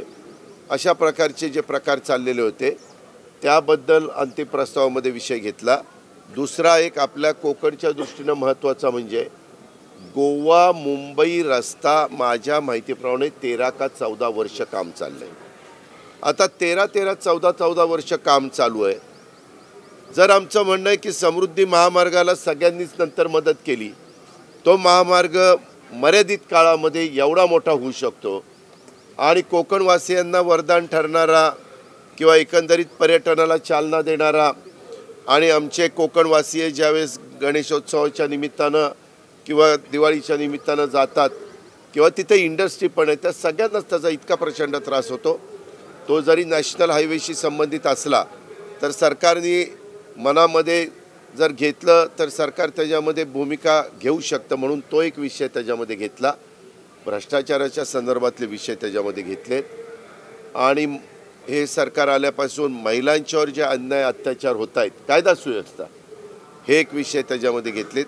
अशा प्रकारचे वेगवेगळे विषय क्लब करून आम्ही अधिवेशनाच्या निमित्तानं सर्व विरोधी पक्षाचे सन्माननीय सदस्य आल्यानंतर आमची भूमिका कुठली होती ती म्हणजे सीमा प्रश्नाच्या बद्दल होती. त्याचा ठराव आम्ही करून घेतला. ते कुठले दुसरं होतं तर ते म्हणजे काल कर्नाटकच्या एका मंत्र्यांनी मुंबईच्याबद्दल वक्तव्य केलेलं होतं, त्याबद्दल आम्ही प्रश्न उपस्थित केला, त्याला उत्तर द्यायचं ते सरकारने दिलं. परंतु हे जे काही महत्त्वाचे प्रश्न महापुरुष विदर्भातला जे काही कामं रखडलेली आहेत तिथं अन्याय होतो आहे, शेतकऱ्यांना पीक विम्याचे पैसे मिळणं, शेतकऱ्यांना त्यांच्या पिकाला आधारभूत किंमत मिळणं, हे असे वेगवेगळ्या प्रकारचे विषय हे आम्ही इथं काढायचं ठरवलेलं होतं. आणि तशा पद्धतीनं विषय 2 आठवड्याचं त्यांनी केलेलं असलं तरी आम्ही काढलेले आहेत. आणि आज मात्र आमची गेल्या आठवड्यातली गुरुवारची चर्चा, गेल्या आठवड्यातल्या मंगळवारची सत्ताधारी पक्षाची चर्चा, ह्या आठवड्यामधल्या सत्ताधारी पक्षाची मंगळवारची पुन्हा चर्चा, ह्या 3 प्रस्तावांचं उत्तर एकत्रपणे आज कामकाज झालं म्हणजे प्रश्न उत्तर आणि बाकीच्या गोष्टी झाल्यानंतर ते देणार आहेत. आणि त्याच्यानंतर आमचा अंतिम आठवडा प्रस्ताव सुरू होईल. आम्ही तो आमचा हक्काचा असतो, तो आमच्या दृष्टीने महत्त्वाचा असतो. आणि त्याच्यामुळं जास्तीत जास्त जसं मागच्या प्रस्तावाच्या बाबतीत आम्ही उशिरापर्यंत बसून चर्चा केली तसं आज ती चर्चा होईल. कदाचित उद्या पण चर्चा होईल आणि मग उद्या त्याचं उत्तर त्या ठिकाणी मिळेल असं साधारण राहील असा माझा अंदाज आहे. काल प्रवीण दरेकर म्हणाले होते की 3 आठवड्याचं जो अधिवेशन आहे तो 2 आठवड्याचं होतं आहे, हे विरोधकांच्या समन्वय आणि चर्चेतून झालेलं आहे. हे अजिबात झालं नाही. मी आता काय स्टॅम्पवर लिहून देऊ तुम्हाला. मी त्याही दिवशी मिटिंगला जाताना तुम्हाला सांगून गेलेलं होतं की आम्ही 3 आठवड्याची मागणी करणार आहे. आता हे जर अशा पद्धतीनं स्टेटमेंट करणार असतील तर त्याच्यामध्ये काहीच अर्थ नाही. हे काय करतात, आमच्या आड लपण्याचा प्रयत्न करतात. त्यांची हिंमत असेल तर त्या ठिकाणी घ्यावा 3ऱ्या आठवड्यामध्ये, आमची तयारी आहे. दादा, अधिवेशन संपत आलंय पण अजूनही सरकारमार्फत दिवाळी अधिवेशनात ना मदत ना कुठली मोठी घोषणा झाली. माझ्या माहितीप्रमाणे आज ह्या 3 प्रस्तावांच्या बद्दलचा जो रिप्लाय होईल त्याच्यात किंवा मग उद्या आज अंतिम आठवडा प्रस्ताव आहे त्याला उत्तर देताना ते करतील. कारण आजपर्यंत जे सरकार होते ते साधारण शेवटच्या काळातच घोषणा वगैरे करतात आणि नंतर त्याची पुन्हा चर्चा होऊ नये म्हणून उठून धन्यवाद आणि जनगणमन सुरू होतं. अशा पद्धतीनं तेच मागचा अनुभव आहे. पण ते करतील त्याच्याशिवाय गत्यंतर नाही. ते त्यांना द्यावंच लागेल कारण तो हा विदर्भाचा हक्क आहे, अधिकार आहे. तुम्हालाही सगळ्यांना माहिती आहे त्या क्लॅरिफिकेशनला. तसं काल पण आम्ही वॉकआउट केल्यानंतर देवेंद्रजींनी सभागृहामध्ये सांगितलं की ह्यांच्या काळात झालं होतं आणि त्यांच्या. माझं म्हणणं आमच्या काळातलं असू नाही तर कुणाच्याही काळातलं असू, ज्यावेळेस ते लक्षात येतं त्यावेळेस काळ कुणाचा आहे ते म्हणण्याचं कारण काय. त्यामध्ये जर कोणी दोषी असेल तर ते पुढं त्यांनी आणलं पाहिजे. त्याच्याबद्दलचे उत्तर ही काही थातुरमथुर आम्ही विरोधकांनी असं त्यांच्याच काळातले मुद्दे काढलेले आहेत. आता बऱ्याचशा महसूल राज्यमंत्र्यांचे जे महसूल राज्यमंत्री होते त्यांचे बऱ्याच जणांचे जो प्रकरणं आलेली आहेत ती पुढं आलेलीच आहेत ना, ते आपण पण बघतोय. लक्षात प्रकरण आल्यानंतर ते कुठल्या काळातलं होतं ते बघण्याचं काडीचं कारण नाही. त्याच्या संदर्भातली वस्तुस्थिती महाराष्ट्राच्या जनतेच्या समोर आली पाहिजे. दादा, काल मुंबई हायकोर्टामध्ये जाधव नाशिकचे जे आहेत त्यांनी एक याचिका दाखल केली. त्याच्यामध्ये लवासा प्रकरणामध्ये पवार कुटुंबियांना धरून तक्रार दाखल करावी आणि त्याचा तपास करावा अशा स्वरूपाची जी जनहित याचिका आहे.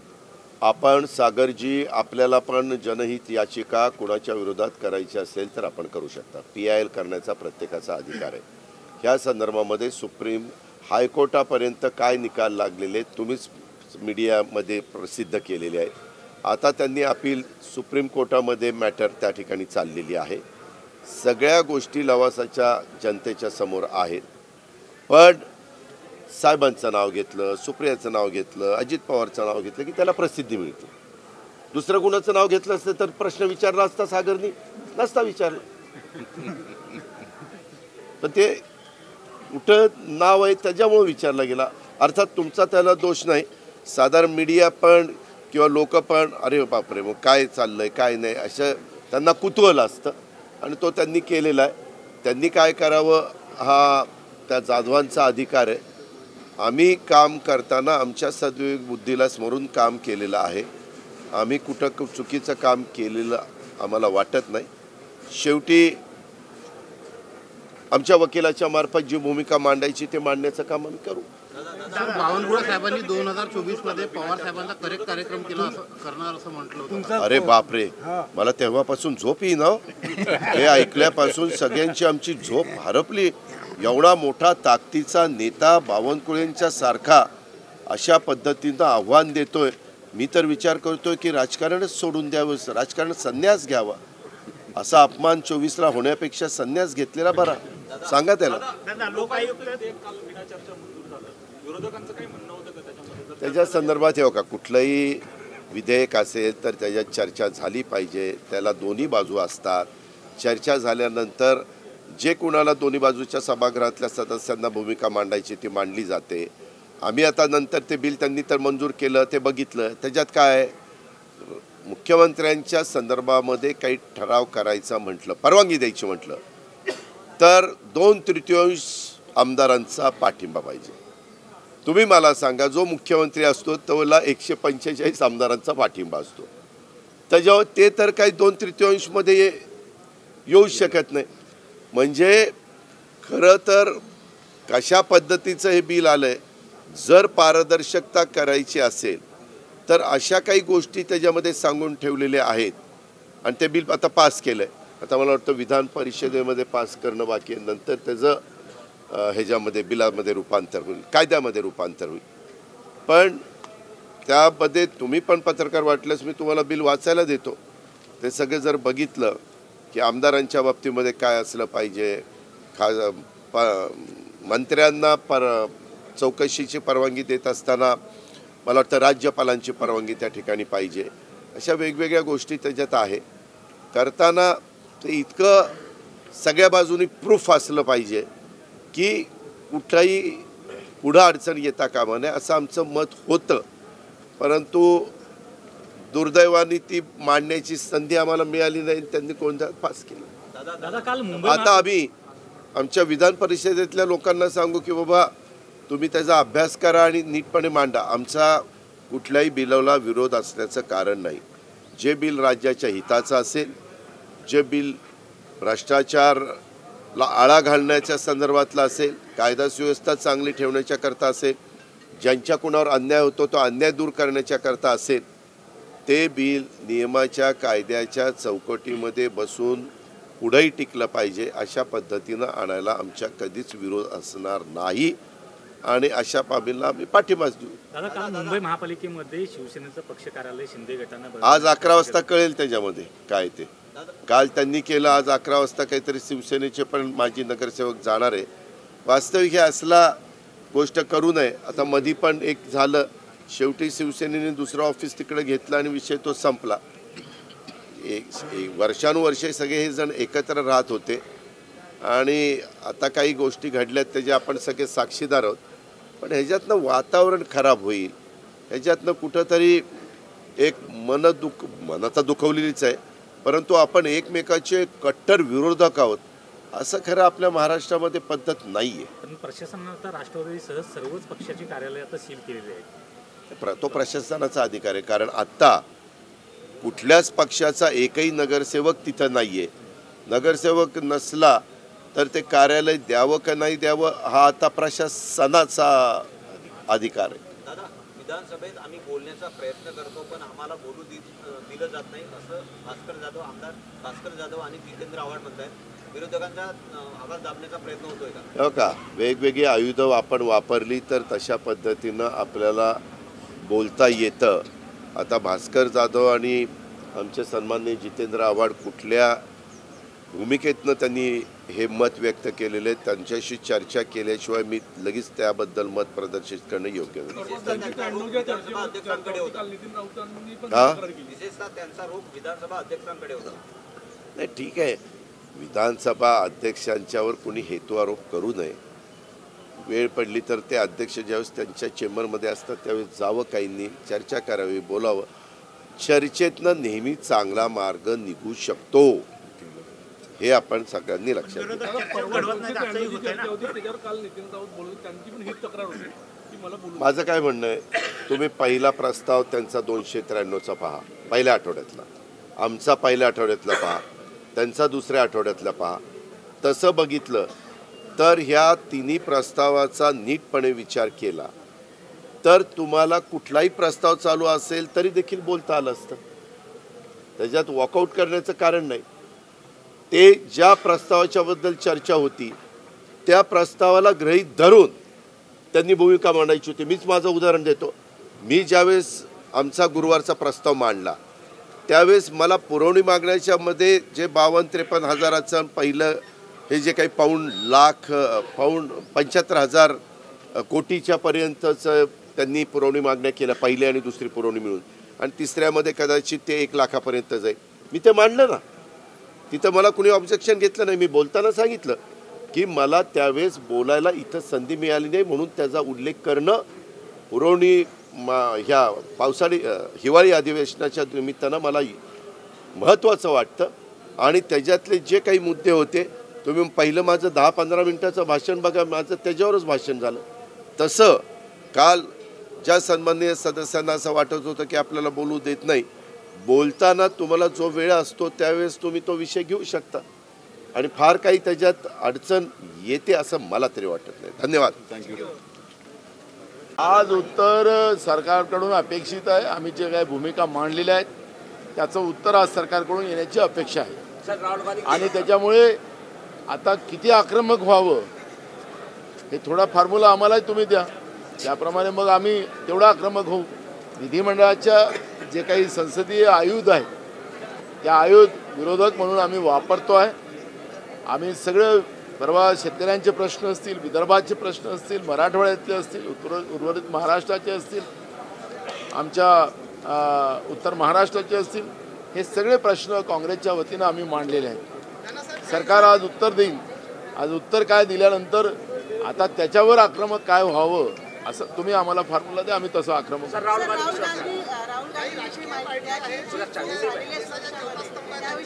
हिंदीमध्ये की मराठी? अभी हिंदी.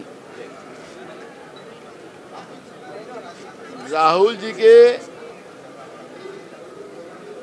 सुरक्षा के लिए हमारे राष्ट्रीय महासचिव संगठन वेणुगोपाल जी ने केंद्र सरकार को एक खत लिख के कांग्रेस की तरफ से कहा गया कि इनकी सुरक्षा में बढ़ोतरी की जाए. जो भी केंद्रीय यंत्रणा के माध्यम से हमें मालूमात हुई कि उनकी जान को खतरा है. लेकिन आज केंद्र के सरकार ने जवाब दिया कि राहुल गांधी ये नियम तोड़ के लोगों के बीच में जाते हैं. तो हमारा सवाल बीजेपी को और केंद्र की सरकार को है, गुजरात के चुनाव में जिस तरह से और देश के कई सभाओं में, क्योंकि अपने देश के प्रधानमंत्री ये प्रचारक है, प्रधानमंत्री की सुरक्षा, राष्ट्रपति की सुरक्षा, उपराष्ट्रपति की सुरक्षा, उसके एक नियमावली है और उन्हें कितना डिस्टेंस रहना है, क्योंकि हमने एक नहीं 2 प्रधानमंत्री इस आत्मघाती दस्ता में गंवाए हैं. राजीव जी हो, इंदिरा जी हो, यह उसके उदाहरण है. इसलिए प्रधानमंत्री के लिए नियमावली बनी गई है. तो क्या प्रधानमंत्री नरेंद्र मोदी जी वो नियमावली का पालन करते हैं, ये सवाल है. तो क्या उनकी सुरक्षा आप कम करेंगे, ये सवाल है. और इसलिए बीजेपी ने इस तरह का जो केंद्र में सत्ता मिलने के बाद गांधी परिवार को बार बार टारगेट करने का काम वो जो करते हैं, ये सुरक्षा में भी टारगेट ना करे, यही हमारी उनसे विनती है. सर, किसानों के बारे में और महंगाई के बारे में कुछ कहा नहीं जा रहा है. अधिवेशन का आखिरी 2 ही दिन बाकी है. ऐसे में सर ये बताइएगा कि इस अधिवेशन से क्या फायदा हुआ? सर मेरे सवाल का जवाब हिंदी चल रहा है, आप जवाब दोनों का हिंदी, दोनों का सर. ये आज केंद्र की सरकार और राज्य की सरकार भी महंगाई और बेरोजगारी और किसान के ऊपर बात नहीं करती, ये बात सच है। और उनको आज जवाब देने के लिए हम लगाएंगे, क्योंकि हमने जो ठहराव रखा था और ठहराव में ये सब विषय थे। आज सरकार की तरफ से जवाब आने का हम लोगों को इंतजार है। सरकार इस सब चीज़ों पे क्या बोलती है तो सरकार से हम उसका प्रत्युत्तर करेंगे। महंगाई कम होना चाहिए, बेरोजगारी हटना चाहिए, किसानों के प्रश्न सवाल होना चाहिए, ये भूमिका एकदम स्पष्ट है और हम विरोधक करके हमारी भूमिका इसमें स्पष्ट है। आपका सवाल जो था, आज की जो पार्टियां, बहुत सारी पार्टियां, देश का जो चौथा स्तंभ है, जो लोगों को न्याय देने वाला, अधिकारियों को न्याय देने वाला, उसका दुरुपयोग हो रहा है, ये काफी चर्चित है। इसके बारे में आपने देखो, गोदी मीडिया ये अब फेमस हो चुका है और गोदी मीडिया जो वास्तविकता है वो जनता का जो वास्तविकता है वो बताने के लिए कहीं ना कहीं कमज़ोर होते जा रहा है, ये बात सच है। तो पत्रकारिता हो या इलेक्ट्रॉनिक मीडिया हो, ये दोनों चीज़ों को जिस तरह से चौथा स्तंभ को ख़त्म करने का काम नरेंद्र मोदी की सरकार 2014 से जब से आई है तब से इसकी शुरुआत हुई है। आज बड़े पैमाने में वो हो रहा है, लोगों में भी उसका संभ्रम है। लोग मीडिया के ऊपर बोलते कि तुम सही दिखाओगे क्या, हमारी बात तुम जब रिकॉर्डिंग करते हो या पत्रकार पूछता है तो बोलते कि तुम सही बात नहीं छापोगे, नहीं दिखाओगे। तो लोगों को चौथा स्तंभ के ऊपर अविश्वास निर्माण होना, ये इस देश के लोकशाही के लिए घातक है। चौथा स्तंभ जनता का आईना है, वास्तविकता वो लोगों को दिखाना चाहिए और इसके चौथा स्तंभ के बारे में संभ्रम पैदा होना ये सबसे बड़ा घातक है, यही मैं यहाँ पे कहूँगा। Thank you.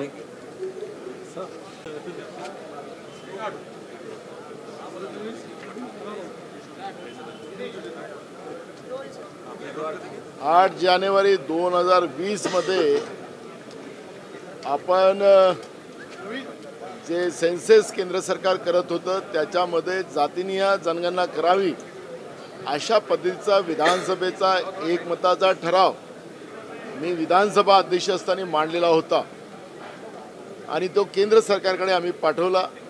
अनेक देशातल्या राज्यांनी तो सुद्धा त्या पद्धतीचे ठराव केलेत, पण पुन्हा आता जो सेन्सेस केंद्र सरकार करते आहे त्याच्यामध्ये ते जातीनिहाय जनगणना करायला तयार नाही।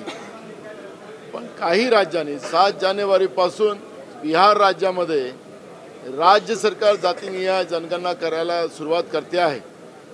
त्या पद्धतीचं महाराष्ट्र सरकारने सुद्धा ओबीसीची जातीनिहाय जनगणना करावी ही मागणी आम्ही विधानसभेत केली, पण सरकार अध्यक्षाचा आदेश देऊन सुद्धा त्याची नोंद सुद्धा घ्यायला तयार नाही। महाराष्ट्रातलं भाजप-प्रणीत सरकार हे ओबीसीच्या विरोधात आहे का, हाही प्रश्न या ठिकाणी निर्माण होतो आणि म्हणून सरकारला तातडीनं अध्यक्षांनी सांगावं आणि ही जातीनिहाय जनगणना करावी ही मागणी आम्ही केलेली आहे। आता राज्य सरकारने याचं उत्तर द्यावं आणि जातीनिहाय जनगणना करावी ही मागणी आमच्या काँग्रेसच्या वतीने आम्ही केली आहे।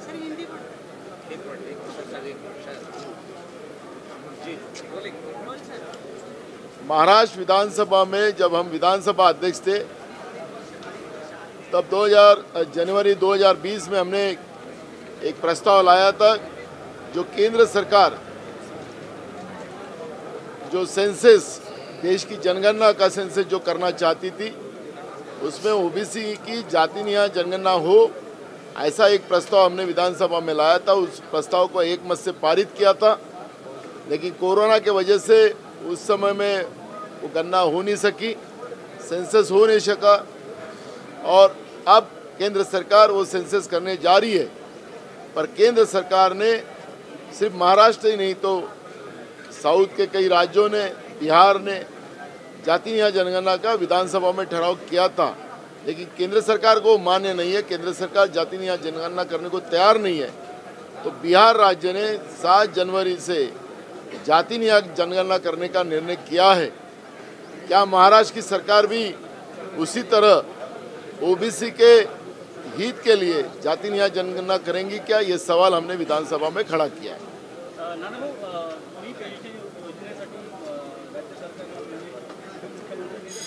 नकार दिलेला आहे आमचे नेते राहुल गांधीजींनी याला जाहीरपणे सांगितलं की आमचं सरकार ज्या ज्या ठिकाणी असेल त्या त्या ठिकाणी जुनी पेन्शन योजना आम्ही लागू करू। छत्तीसगडमध्ये आमचं सरकार बहुमतात आहे, राजस्थानमध्ये बहुमतात आहे, त्या दोन्ही राज्यात जुनी पेन्शन लागू झाली। त्याचप्रमाणे हिमाचलमध्ये काँग्रेसला एक हाती सत्ता आल्यानंतर त्या ठिकाणी सुद्धा पहिल्याच कॅबिनेटमध्ये जुनी पेन्शन योजना लागू झालेली आहे। महाराष्ट्र सरकारने सुद्धा त्या पद्धतीने लागू करावं ही मागणी आमची आहे। परवा पण आम्ही सांगितलं की आमचा पाठपुरावा राहील, आम्ही पाठपुराव्याच्या माध्यमातून या सरकारवर सातत्यानं दबाव आणू। पण हे सरकारने समजा ज्या पद्धतीने उपमुख्यमंत्र्यांनी सांगितलं की याचा मोठा बोजा सरकारच्या तिजोरीवर येणार आहे, तर उद्योगपत्यांना लुटून देण्यासाठी राज्याच्या तिजोरीत पैसा आहे, तेही मूठभर उद्योगपत्यांना, तर कर्मचाऱ्यांसाठी का पैसा नाही, हाही सवाल या ठिकाणी निर्माण होतो। आणि जुनी पेन्शन महाराष्ट्र सरकारने चालू करावी ही मागणी काँग्रेसच्या वतीनं त्या ठिकाणी आहे। काँग्रेस स्थापना दिवस होता, तिथे काँग्रेसचे अध्यक्ष मल्लिकार्जुन खरगेंचा प्रवेश नसताना त्या ठिकाणी लोक बसले होते कोपरे, नंतर पूर्ण गायब झाली जेव्हा भाषण, यावर पक्षश्रेष्ठी नाराज आहे असं कळतंय। काय मला एक कळत नाही की शेगावमधली एक मोठी सभा जे महाराष्ट्राच्या इतिहासातली त्याची एक मोठी नोंद होती, त्याच्यावरची चर्चा कधी होत नाही। पण कालच्या झालेल्या याच्यामध्ये कुठल्या कॉर्नरच्या खुर्च्या दाखवून त्या ठिकाणी मोदी मीडियाने त्याचा प्रचार जो केला आणि त्याचाच प्रचार आज चाललेला आहे। काँग्रेसचं चांगलं दाखवता येत नसेल तर त्याचा वाईट दाखवण्याचा प्रयत्न मोदी मीडियाने करू नये। आम्ही बोलण्याचा प्रयत्न करतो पण आम्हाला बोलू दिलं जात नाही असं भास्कर जाधव आणि आमदार जितेंद्र आव्हाड म्हणतात। आपण माजी अध्यक्ष आहात, काय प्रतिक्रिया आहे? याला जोडून विधान भवनाचे जे अध्यक्ष आहेत ते पुढे चला, थोडक्यात बोला, ह्या विरोधी पक्षांना वारंवार आमचा एक प्रयत्न आहे की अध्यक्ष ज्या पद्धतीनं विरोधकांची मुस्कुटदाबी करतात आहे त्याच्यावर आमचं आजच सकाळी चर्चा झाली। अध्यक्षाला आजही आपण मगाशी पाहिलं असेल की ओबीसीच्याच प्रश्नामध्ये त्यांना सांगितलं की सरकारने नोंद घ्यावी, दखल घ्यावी, अशा पद्धतीचा आपण बोला। अध्यक्षांनी आदेश दिला पण मंत्री उभं व्हायला पण तयार नाही, हा पर्यायानं अध्यक्षाचा अपमान होता। पण अध्यक्षांनी रुलिंग देत असताना सांगितलं की आपण सभागृहाला सांगितलेलं आहे, आता सभागृहाला आम्ही विधानसभेमध्ये जे लोक सदस्य येतात तर ते सभागृहाला नाही सरकारला सांगतात। पण अध्यक्षांनी रुलिंग देत असताना तुम्ही सभागृहाला सांगितलं सरकारने काही करायची गरज नाही, अशा पद्धतीचं वक्तव्य आजच रेकॉर्डवर त्यांनी आणलं। त्यामुळे असे अध्यक्ष समजा त्या खुर्चीवर जास्त दिवस राहिलेत तर निश्चितपणे सभागृहाच्या आणि विशेष करून आमदारांच्या या अधिकारावर घाला पडतो आहे आणि म्हणून त्यांच्यावर अविश्वास आणायचा आम्ही सगळे नियम तपासतोय आणि वेळ आलं तर आजच त्या पद्धतीचं नोटीस तयार करायला आम्ही सूचना दिलेल्या आहेत। सगळे नियम तपासून आम्ही करतो आहे, कारण की सदस्याचं ते सत्ता पक्षाचे असो की विरोधी पक्षाचे सदस्य असो त्यांच्या अधिकारावर घाला आपल्याला टाकता येत नाही। अध्यक्ष म्हणून सगळ्यांना सोबत घेऊन आणि जनतेचे प्रश्न त्या ठिकाणी मांडता आले पाहिजे, या पद्धतीचं अध्यक्षाचं कर्तृत्व असलं पाहिजे, ते आपल्याला सभागृहात पाहायला मिळत नाही आणि हे महाराष्ट्राची जनता बघते आहे। शिंदे गटातील मंत्र्यांना गोट्यात आणण्याकरिता सरकारकडूनच पुरावे दिले पाहिजे। शिंदे गटाच्या मंत्र्यांना गोट्यात आणण्याकरिता सरकारकडूनच पुरावे दिले जाते किंवा माहिती पुरवली जाते। आपण पाहिलं की भाजपच्या कुठल्याही मंत्र्यावर आरोप लागत नाही, गायरा नसेल तर शिंदे गटावरच पडतं, जमीन घोटाळा असेल तर शिंदेवर पडतं आणि हे सगळं आपण पाहतोय। तर कुठून तरी मसाला येतोय सरकारमधून, ते कुठून येतोय शिंदे गटाने तपासलं पाहिजे। हो माझा प्रश्न असा आहे की मागल्या आठवड्यातच आपण म्हणाले होते की अध्यक्षांना आपण अविश्वास आणण्याचा प्रयत्न म्हणजे विचार करा, आता तो उद्या संपून गेला, त्याला हे होत नाही ना, हाऊस एडजॉर्न होतोय। दुसरं सत्र जेव्हा येतं तेथपर्यंत त्याला नोटीस देऊन विधानमंडळामध्ये नोटीस द्यावं लागतं. 29 सदस्य त्याला उभे व्हावं लागतात आणि मग त्यांना ते नोटीस प्राप्त त्याला एक्सेप्ट केलं जातं. असं नुसतं पत्र दिलं म्हणजे होत नाही. त्यामुळे ती प्रक्रिया आहे. ती प्रक्रिया करायचं ते कायद्यानुसार मी तुम्हाला सांगितलं की ते सगळे कायदे तपासून विधिमंडळाच्या कामकाजाचं सगळी जी नियमावली तयार झालेली आहे त्या नियमावलीच्या आधारावर त्या पद्धतीचा अविश्वास आणला जाईल हे मी तुम्हाला सांगेन.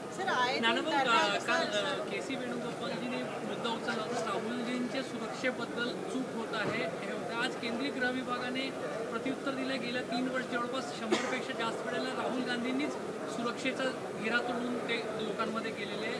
राहुल गांधींनी सुरक्षा हे केलेली आहे. मग नरेंद्र मोदीजी जेव्हा सभेमध्ये जातात आणि ते सगळी नियमावली तोडून लोकांमध्ये जातात तर त्यांचं का कमी करत नाही. उत्तर देत असताना केंद्रातल्या भाजपच्या सरकारने पहिले आपल्याकडे पण पाहिलं पाहिजे. आपण अनेक सभेमध्ये पाहतो मग ते सगळं कारण की त्यांच्या किती दूरपर्यंत लोकांनी राहावं आणि त्याची सुरक्षा किती दूर राहावी हे सगळं प्रधानमंत्री राष्ट्रपती उपराष्ट्रपती सगळी नियमावली ठरलेली आहे. पण नरेंद्र मोदीजी लोकांमध्ये जातात. आपण पाहिलं की आता गुजरातच्या निवडणुकीमध्ये काय झालं. मग त्यांची पण सुरक्षा कमी करून टाका ना. केंद्रीय गृह विभाग कुठेतरी जबाबदारी झटकते. केंद्रीय गृह विभाग जबाबदारी झटकते असं उत्तर. गांधी परिवाराला बीजेपीकडून सातत्यानं टार्गेट केलं जातं हे आपण पाहतोय. आजही देशाचे प्रधानमंत्री 9 वर्षाचे देशाचे प्रधानमंत्री झालेत पण आजही त्यांच्याजवळ एकच प्रश्न राहतो की नेहरूजीने ये किया, नेहरूजीने गांधी परिवार ने ये कर लिया, गांधी परिवार ने देश डुबा दिया. हीच भाषणं आपल्याला आजही देशाचे 9 वर्षाचे प्रधानमंत्री बोलताना पाहतात. म्हणजे तुम्ही गेल्या 8-9 वर्षामध्ये या देशाला रोज विकून देश चालवत आहे. देशातली सगळी आर्थिक व्यवस्था सगळी डबकाईस आणलेली आहे. त्याच्यावर काहीच बोलायला तयार नाही आहे. महागाई, बेरोजगारी, शेतकऱ्यांच्या प्रश्न त्याच्यावर प्रधानमंत्री काहीच बोलायला नाही. सगळं आलबेल आहे. अशा पद्धतीने जे वागते आहे या सगळ्या वस्तूवर पाहिलं तर गांधी परिवारच टार्गेट केला जातो. ह्या भाजपचं टार्गेट आहे. योगायोगानं केंद्रात नरेंद्र मोदीच्या रूपानं भाजपचं सरकार आहे आणि म्हणून मग सोनियाजीच्या असतील राहुलजीच्या असतील सगळ्या ज्या सुरक्षा आहेत त्या कमी करण्याचं काम मागच्या काळात केंद्राच्या सरकारने केलं आणि ज्या पद्धतीनं जी भीती आज राहुल गांधींना निर्माण झालेली आहे जे केंद्रीय यंत्रणेकडून आम्हाला जे मिळालेली आहे त्या आधारावर आमचे राष्ट्रीय संघटन महासचिव वेणुगोपालजींनी केंद्र सरकारला पत्र दिलेलं आहे की राहुलजीच्या सुरक्षेमध्ये लक्ष घातलं पाहिजे त्या पद्धतीची वाढ केली पाहिजे. ही भूमिका काँग्रेस पक्षाची.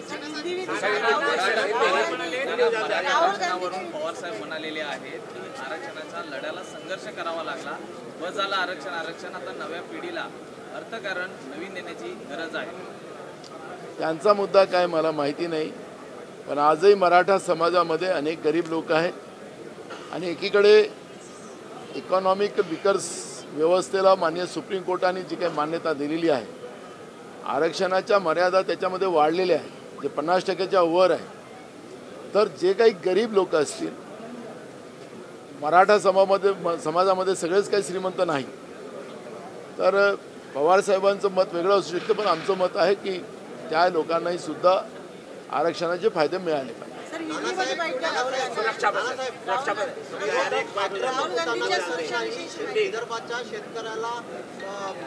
आज विधानसभेमध्ये औचित्याचा मुद्दा मी उपस्थित केला. लेखी स्वरूपात माननीय अध्यक्षांकडे मी विधिमंडळाचं अधिवेशन सुरू झाल्यापासून लेखी स्वरूपात दिला होता आणि आज ती संधी मिळाली. गोरेगाव पश्चिम येथील सिद्धार्थनगरमधील सहकारी गृहनिर्माण संस्था पत्राचाळ या संस्थेच्या पुनर्विकास प्रकल्पातील रहिवाशांना जानेवारी 2018 पासून चाळीतील 40,000 रुपये दरमहा भाडे मिळावे आणि 2008 सालच्या त्रिपक्षीय कराराच्या अधीन राहून म्हाडाने संस्थेबरोबर सुधारित करार करावा व म्हाडाने पत्राचाळीवरील वाढीव 1.50 चटई क्षेत्र संस्थेला मोफत द्यावे आदी महत्त्वाच्या मागण्याकरता आज सभागृहामध्ये मी औचित्याचा मुद्दा उपस्थित केला। यासंबंधी सरकारलाही जाणीव करून दिली की पत्राचाळीतील 672 कुटुंबियांनी 14 वर्षापासून हा वनवास भोगलेला आहे। त्यांना त्या ठिकाणी भाडं मिळत नाही आहे। 40,000प्रमाणे भाडं मिळालं पाहिजे। म्हाडाच्या उपाध्यक्षांनी तो प्रस्ताव शासनाकडे नेला पाहिजे आणि यासाठी त्याने एक मोर्चा देखील म्हाडावरती नेला होता, परंतु हे झोपलेलं सरकार अजून जागा झालेलं नाही आणि त्यामुळे पत्राचाळीतील रहिवाशांवरती होणारा अन्याय दूर करण्यासाठी त्यांना प्रथम 40,000 दरमहा भाडं द्यावं।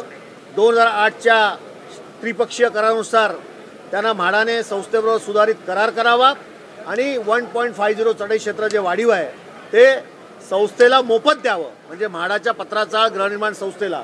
अशा पद्धतीच्या मुद्द्यावर आज सभागृहात या ठिकाणी चर्चा उपस्थित करून सरकारने याची नोंद घेईल अशा पद्धतीने हा मुद्दा उपस्थित केलेला आहे। काल राज्याच्या कृषी मंत्र्यांनी जे काही निवेदन दिलं, माजी राज्यमंत्री महसूलचे असताना जी काय गायरान जमीन वाटप केली, अयोग्य पद्धतीने वाटप केल्याचा त्यांच्यावर जो आरोप झाला आणि त्याच्यावरती जे काल सभागृहामध्ये निवेदन दिलेलं आहे, माझ्या मते हे निवेदन अक्षरशः त्या ठिकाणी दिशाभूल करणारं निवेदन आहे। त्याच्यामध्ये कोणत्याही प्रकारचं तथ्य मला आढळून येत नाही। खरं वास्तविक पाहता त्यांनी जे काही शब्दच्छल काल केला की सर्वोच्च न्यायालयाच्या निकालामध्ये जे काही निरीक्षणं नोंदवली गेली आणि त्यामध्ये अपवादात्मक परिस्थितीमध्ये अनुसूचित जाती जमाती किंवा भूमिहीन लोकांना देखील आपण देऊ शकलो वगैरे वगैरे, तर हे 1991 साली शासनाने निर्णय घेतला होता आणि त्यावेळी तत्कालीन 1991 साली जी काही पात्र घरकुलं किंवा जे काही जमिनी असतील त्यावेळेसच तो निर्णय होऊन गेला होता। 2011 साली जेव्हा सर्वोच्च न्यायालयाने निर्णय दिला त्यावेळेस त्यांनी सरकारला ह्याच्यामध्ये ठोस कार्यक्रम घ्यायला सांगितलं आणि त्या पार्श्वभूमीवरती 2011 साली अत्यंत सुस्पष्ट शासन निर्णय आहे। त्या शासन निर्णय मी आपल्याला देतो, त्यामध्ये हे सगळं उल्लेख केलेला आहे या सर्व गोष्टींचा आणि त्यानंतर सांगितलं की बाबा आत्तापर्यंत इथून पुढे 2011 साली जो शासन निर्णय शासनाने काढला त्यामध्ये स्पष्टपणे सांगितलेलं आहे की इथून पुढे गायरान जमिनी जर काही कुणाला द्यायच्या असतील तर ते फक्त केंद्र सरकार किंवा राज्य सरकारच्या ज्या काही योजना असतील त्यासाठीच फक्त आणि फक्त देण्यात याव्यात। ते देण्याची देखील प्रोसिजर त्यांनी GR मध्ये सांगितलेली आहे की ग्रामपंचायतीचा ठराव असावा, ग्रामसभेचा ठराव असावा, त्यानंतर जिल्हा परिषदच्या COनी मान्यता द्यावी, परंतु गायरान जमीन ही फक्त केंद्र आणि राज्य सरकारच्या काही सुविधा देण्याकरताच वापरता येईल असं त्यांनी स्पष्टपणे सांगितले आणि कोणत्याही खाजगी व्यक्तीला किंवा खाजगी संस्थेला कोणत्याही असा स्पष्ट उल्लेख आहे देता येणार नाही असा राज्य शासनाचा 2011 सालचा शासन निर्णय आहे। आणि मग त्यांनी सांगितलं की ही अर्धन्यायिक प्रक्रिया होती। बरोबर आहे, अर्धन्यायिक प्रक्रियेबद्दल आम्हाला काही म्हणायचं नाही, परंतु एखादा सर्वोच्च न्यायालयाचा जजमेंट त्यांनी दुर्लक्ष केलं असतं तर चाललं असतं, पण सरकारचाच निर्णय आहे आणि तोच निर्णयाची तुम्ही त्या ठिकाणी पायमल्ली करून अर्धन्यायिक प्रकरणामध्ये चुकीचा निर्णय दिला आणि आताचं सरकार हे त्याचं समर्थन करतं ही आणखीन दुर्दैवी गोष्ट आहे। कारण की मागच्याच महिन्यामध्ये 1-2 महिने नसेल झाले साधारणपणे की या सरकारनं राज्यातल्या गायरान जमिनीवर राहणाऱ्या अक्षरशः गोरगरीब लोकांना, हजारो लोकांना नोटिसेस पाठवलेल्या आहेत की तुम्ही हे अतिक्रमण खाली करा आणि जमीन सरकारला परत द्या। म्हणजे एकीकडं ती कुठली लोक आहेत ही मी स्वतः माझ्या मतदारसंघात त्याविषयी मोर्चा काढला होता। अक्षरशः 100-100, 200-200 स्क्वेअर फुटाची अतिक्रमण ज्या लोकांची असतील अशा लोकांना, हजारो लोकांना तुम्ही नोटिसेस काढता आणि त्यांना त्यांचं अतिक्रमण खाली करण्याला सांगता आणि हिथं मात्र 37 एकराचा विषय तुम्ही एखाद्याच्या त्या ठिकाणी घशात घालण्याच्या भूमिकेचं समर्थन करता। ही दुटप्पी भूमिका या ठिकाणी सरकारची आहे। म्हणजे धनदांडग्या लोकांना तुम्ही गायरान जमिनी देण्याच्या भूमिकेचं समर्थन करता, म्हणजे गोर गरीब ज्यांना दुसरीकडे कुठे घरं नाहीत अशी लोक खूप वर्षापासून तिथं वास्तव्य करतात, त्यांना मात्र तुम्ही घर खाली करा म्हणता। ही जी शासनाची भूमिका आहे, म्हणजे गोर गरिबांना तुम्ही नोटिसेस द्यायच्या आणि धनदांडग्यांना मात्र गायरान जमीन वाटपाच्या भूमिकेचं तुम्ही समर्थन करता, ही अत्यंत खरं निर्लज्जपणाची त्या ठिकाणी शासनाची भूमिका आहे। मी त्याचा निषेध करतो आणि अशा प्रकारचं निवेदन सभागृहामध्ये देऊन या सभागृहाची दिशाभूल केली आहे, आम्हा सर्वांची दिशाभूल केलेली आहे आणि राज्यातल्या गोरगरीब जनतेला खरं तर त्यांच्या जखमेवर मीठ चोळण्याचा हा प्रकार या सरकारनं केलेला आहे.